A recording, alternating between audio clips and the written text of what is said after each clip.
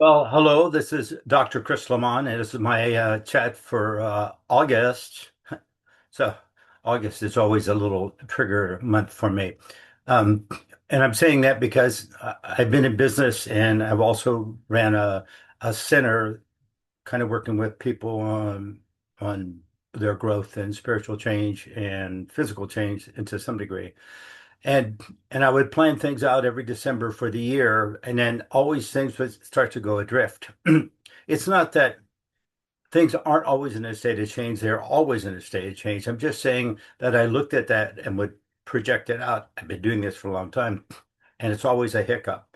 So it's also my birthday, so it's like in August, and maybe that's some correlation. I'm sure lots of people read my charts and have all this to say, but none. Anyway, change always occurs.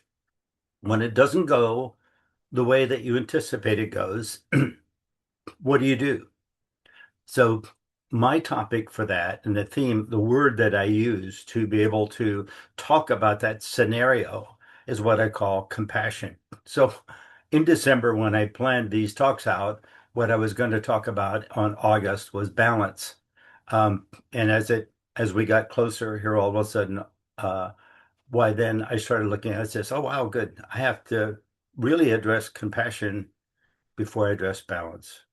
Uh, so anyway, where'd my relationship with that come from is what I really want to talk about. So when I got into college, there was a lot of changes going in the world for everybody on the planet, right? It's like, yes, you left home, you moved out, and all these things occurred. And it seemed like every about year or two, change occurred and change occurred. And even though I was in a, a engineering school and I changed my major, then I had to go to a different school. Um, but there was a lot of changes that went. I had a dance partner I've been dancing with for years. She wound up moving out of the area and going to a different college. So that ended my dance partner. I was working out for a couple of years as a trainer in a gym, and I just could not afford the all the food you had to eat, working out and burning all those calories, and also all the time it took. And so I walked away from that. I taught for karate for quite a few years, and all of a sudden I pulled my energy out of that program that I was in because the whole field was starting to go more into contact karate, and it wasn't my philosophy in karate. My idea of karate was a little different than that. So uh, I had it as defensive and building confidence, and not necessarily trying to win a battle, right? And so I pulled my energy out of that. Uh, there was a multitude of things that just all fluctuated. So I wound up moving to Sacramento because there was a school I could go to and get my degree. And that worked out pretty good. And I also then there was a grocery chain that I could work nights at, which I was doing all this period of time. I was working nights and then going to school in the daytime. Um, and there were some potential job offers that were available in a bigger city in Sacramento. So anyway, I had moved there, a state of change, and in August, of course, uh, and and so here I am set up. And I had told you before that I started after I graduated. I started taking a class in hypnosis from the Sacramento Hypnotic Society, and it was really cool. They had an old house that obviously one of the people that headed the organization had inherited, and they had offices in there, and they had a big, huge meeting room in there. And then in behind the building was a detached garage, good size, and there was an older guy in there, older to me, but much younger than I am now, and he was teaching yoga back in there. So I would go there for classes and trying to figure out now that I graduated, I made some business cards and it's like, I'm not too sure what I'm going to do or how I'm going to start a business. But anyway, I was taking classes for hypnosis and and they would have uh, introductory talks and little seminars and things at the building.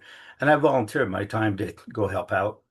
Um, and, and at one of those things, I'm just, just helping get people seated and blah blah blah whatever. I was just a grunt.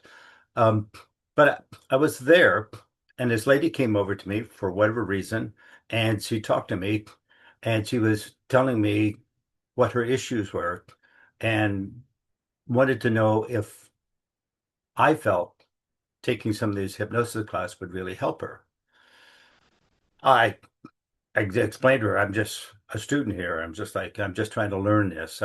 But I do have a degree in psychology. I says we can chat if you wanted to. So I gave her one of my cards. And and then there was someone else that saw that, a guy, and he came over and asked me what I was doing, and I explained to him, and I gave him one of my cards. So both of these were my two first customers, which was kind of interesting. So that's a big note of change.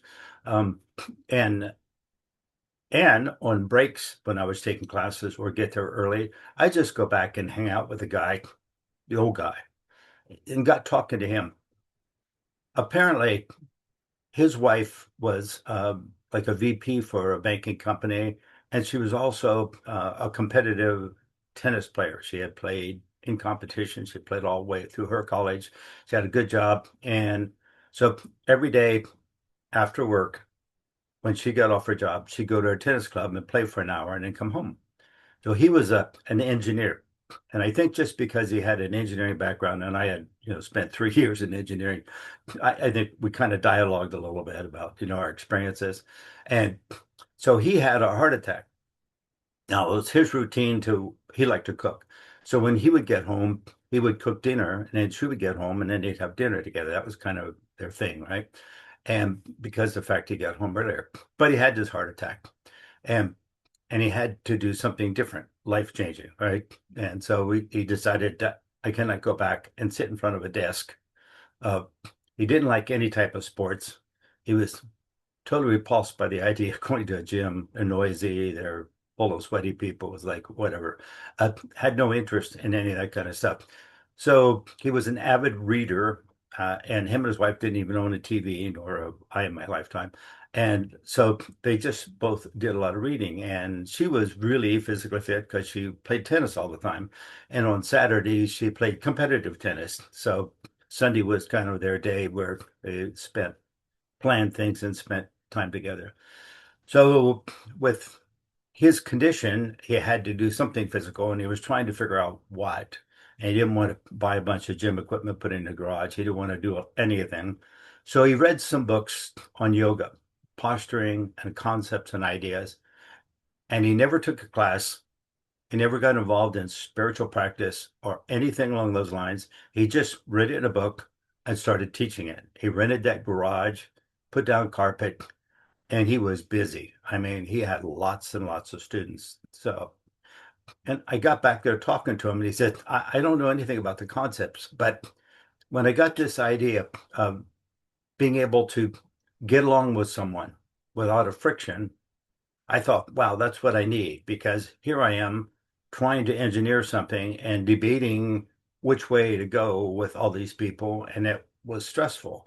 And so I didn't have a way to release that. So here I can then be in a posture, hold this. I got the whole concept of being able to relate to someone from a different stance, a different view, a different beingness. It's like, wow. So I loved talking to him. My I had a little beginning karate class that I was teaching, one that I started, not one at the YMCA. And I had a few students in there. And it was kind of interesting because some of the students came on over because they had been taking yoga classes somewhere and that woman they were taking classes from moved on. So they were looking for something to do and they came over and took beginning karate classes. So I had one adult class and one kid class that I was doing practically for free. I just was enough to pay the rent for that little room for 2 days a week. Um, and this lady that I had met with that business card that I gave her, she came and talked to me and she had a scenario. I worked with her for quite a while. And and she had signed up for a Silva's mind control class. It was a 1 week class, and she had paid for that for herself and her boyfriend. Uh, and somewhere in the midst of the commitment, it was like 1 week to go before the two of them were going to start the class. he really says, I don't know why I'm doing this. I have no interest in this junk that you're tied up in. It's like, this is really silly. And he said, matter of fact, I've been thinking about leaving. I think I'm just going to leave. So he packed up and left. So she comes in for her therapy session with me, and she's telling me this. And she said, you want to go take the class? I paid for it. It's all paid for. You want to go sit in? So I'm thinking, okay, I could do that because I can pass out cards. I could probably get more clients, right? And so I did that. I took that Silva's mind control class. It was a one-week class. It was a lot of fun. And on breaks, I was talking to people and handing out cards. I actually got three clients out of that class. And I did a follow-up when they were doing future classes. You could volunteer and come back and help set up for chairs. And so I used to volunteer to help set up, and I still pass out cards and got more clients. And not only that, it's that's exciting. I touched I then went out and signed up for every silly class there was out there. They were all informative. They were all very interesting. But no matter no matter what it was, whether it was rebirthing, breath classes, everything, and I'd go to them and I would have this experience in them, and then I'd give out cards. So I was starting to build a client base from all these interactions. The lady that I told you about, she actually ran for a year. She was professionally a nurse. She came to me because she had this vision of what nursing was all about. She was excited about it. She got her degree and she became a nurse, and she realized that it was really not exactly healing the world. It was more mundane tasks, blah, blah, blah. And she was disenchanted with it. Um, so she put together from using Silva's mind control technique, their Saturday piece. She then put together a group, and one day a week, I think it was on Thursday night, one day a week, she would meet. Most of the people in the group were nurses. I think there was only one or two men, but most of them were women, but they were all nurses, or a lot of them were. And we would get together. I stayed with her for a whole year going to those, and people would come in. It was all free. People would come in and they'd have a problem. They'd be in a wheelchair. They'd have an issue. They'd whatever. And so there was 52 great stories, and we some weeks we did have two people there, and towards the end we were getting three people. She was really backlogging, and her numbers had grown a little bit, and people were getting excited about it. I actually pulled out of it because she got to be, she started thinking control rather than thinking influence. So when I got into it, to me, it was kind of like the yoga class that I started teaching. It was ability to be able to relate to someone, be able to hold something, have a discipline and relate. And and here she was with the discipline and relating to people, and some of them got great healings, some of them nothing happened, but they felt a little better, whatever. Um, and some were amazing miracles. It's like all the above, right? And it was fun. And then all of a sudden she wanted to go, we're going to set this up, we're going to fix this. And she just flipped the control. And when she flipped the control, I thought, I'm out here. That's like, I'm not going to do that, right? So I moved and pulled my energy out of that. Um, I then got more excited about a yoga class, but I even got more excited about hiking. Um, I had been part of a running club. I'd been part of a biking club. We'd go bike for 50 miles on a weekend. We'd go running someplace. And all of those were fun and interesting because I had lost my dance routine because my partner moved away and I had not found another partner. I eventually did in Sacramento, but I had not found a partner yet. And I was looking for a few. And so uh, I thought, wow, I don't have to live here.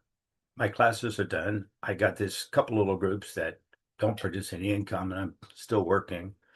So I'm going to transfer to the mountains in a grocery store, same company, just transfer stores, work there, and I can go hiking in the hills.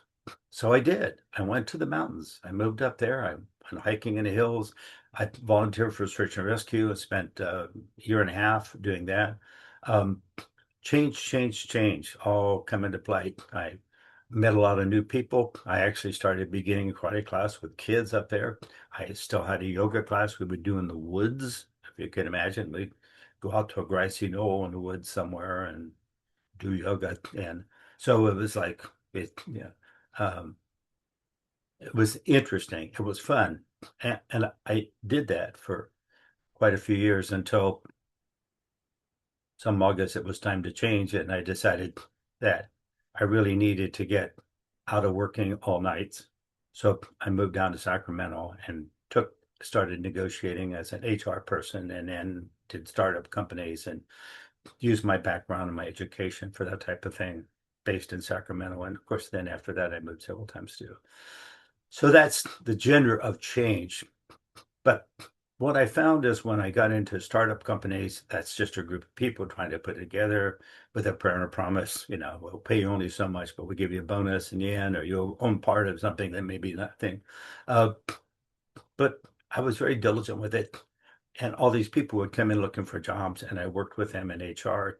And I found that what I'd learned in that, not don't control it, work with it, get with the flow of it, start to see their side, see your side, and find some balance in it. Our last two talks were on influence. What influences you, which is everything, and what you influence, which could be a lot more. But if you're sitting there with an idea in your head and you want to make that a reality, then you're trying to control. If you sit there with an idea in your head and you discuss it with someone, you might find a partner, and the two of you might be able to come up with something similar to it.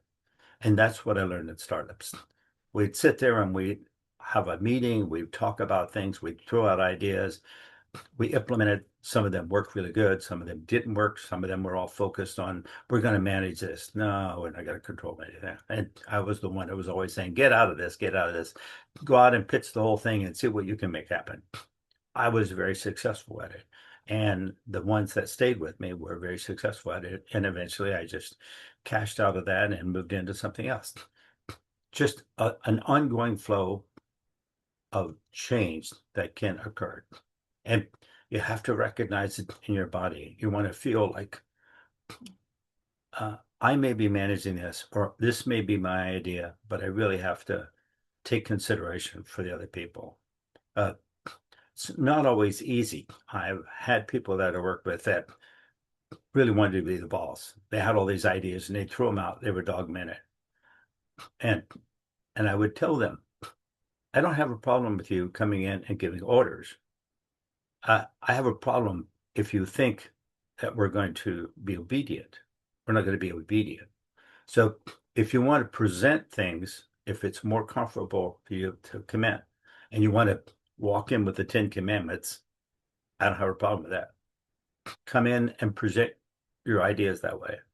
I just want you to know that that doesn't get communicated, no longer gets communicated. So the rest of us are going to sit there and look at you and say, oh, there's a good idea. We'll look at that and we'll toy with it. But there's too much structure in it. And we don't want to go out and try to convert the world, right? We're running a business, not a church. So what we're trying to do is market sales, increase business. So we really need to say, how are we going to influence people and not control them? Well, it comes back to the same thing.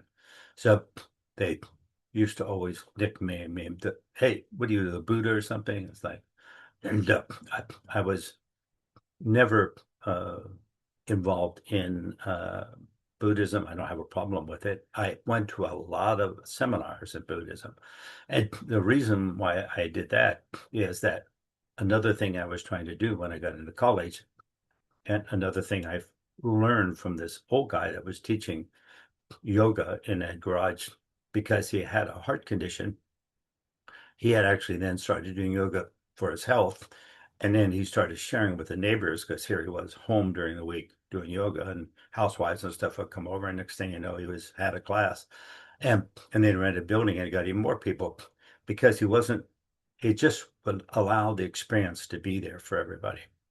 So in his life, what's occurred, because of his heart condition, he had to be on special diets. So he still cooked for his wife, but he had to eat differently.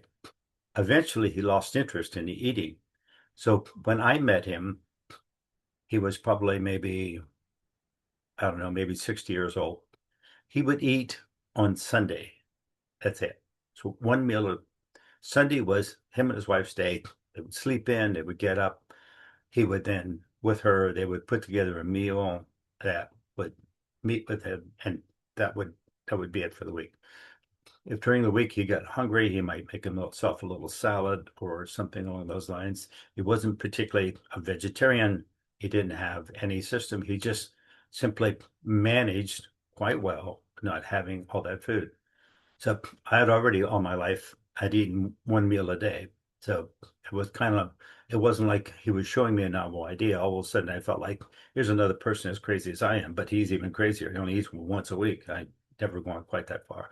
Uh, Although I have gone and done a lot of fasts. At the time, the popular thing with Buddhist retreats was you would go there for a week. It's no talking and no, it was a fast. So I liked those fasts. I would go there. They would be up there jibber jabbing about whatever's going on. But most of the time, it was silent retreats. Most of the time, there was no talking. I love that spending a week not talking to anybody. Here I am in sales. So here I am a whole week with not talking to anybody, not have to talk to anybody, and sit with my own thoughts and be able to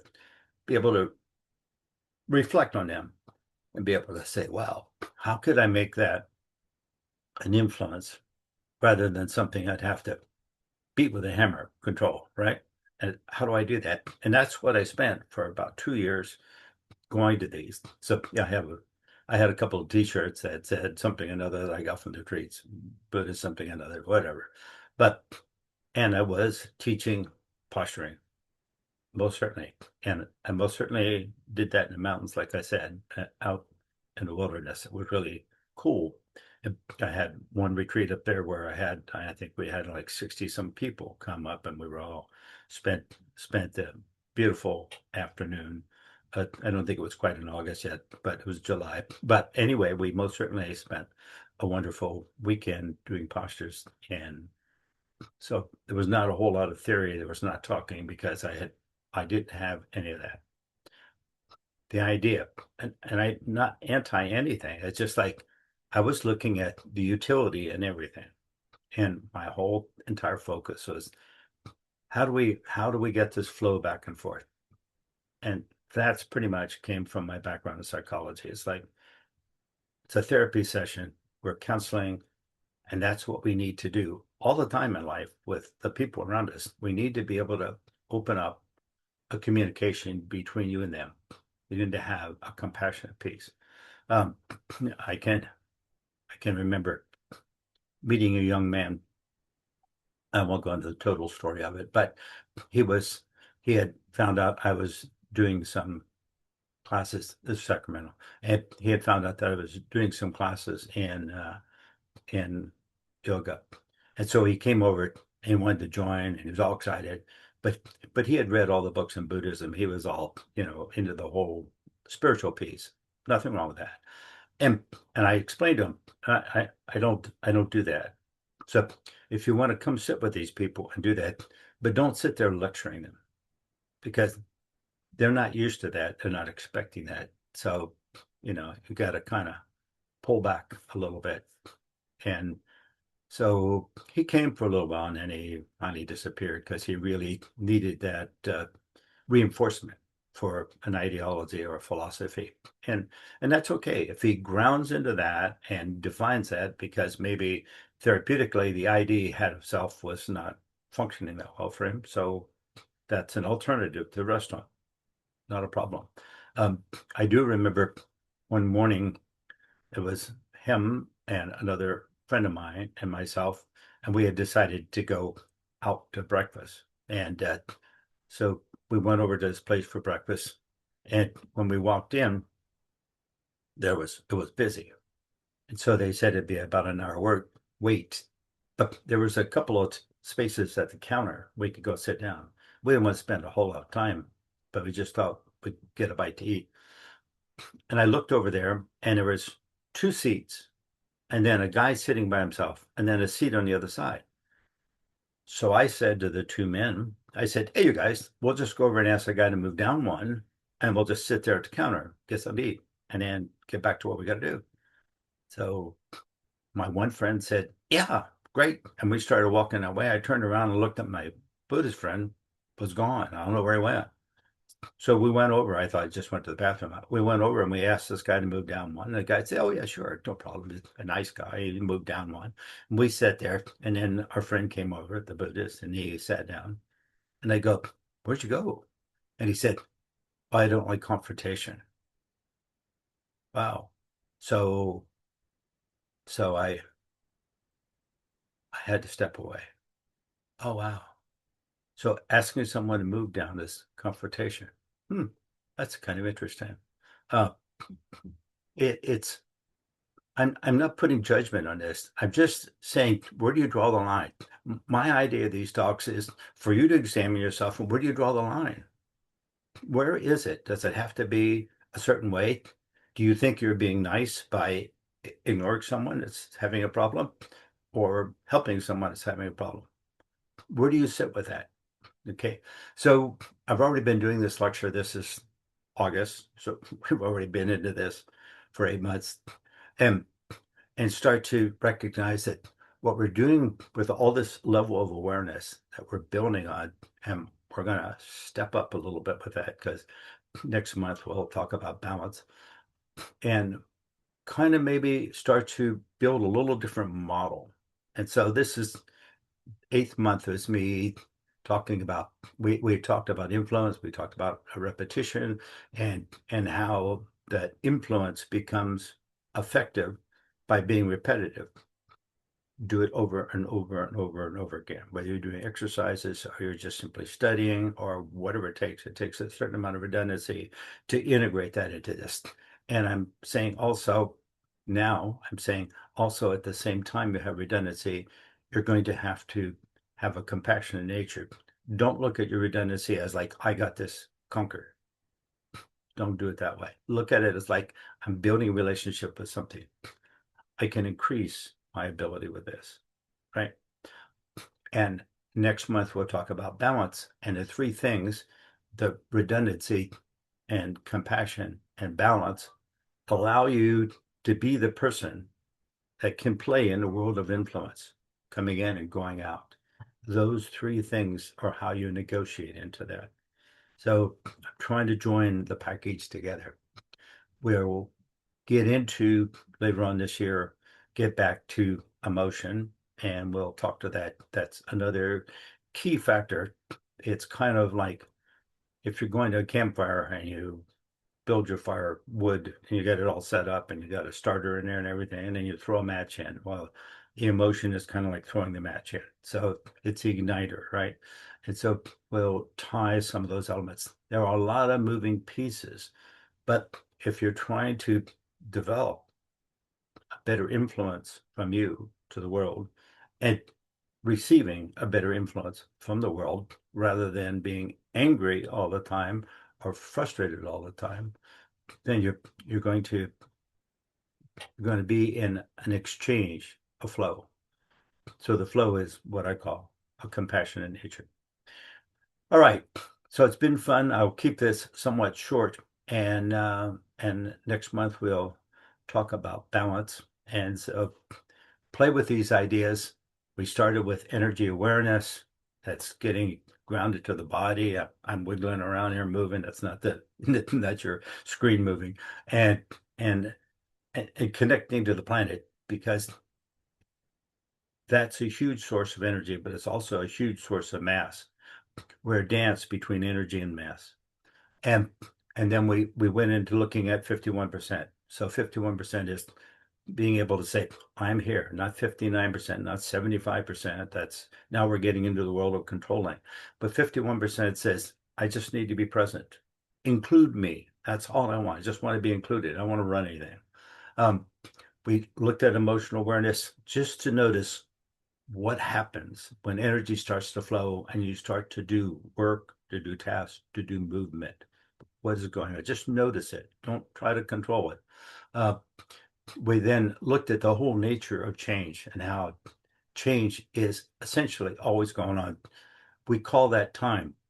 Everybody says, what's the fourth dimension? Well, it just means that there's a clock going on, tick, tick, tick, tick, tick, and it's going on. It's evolving.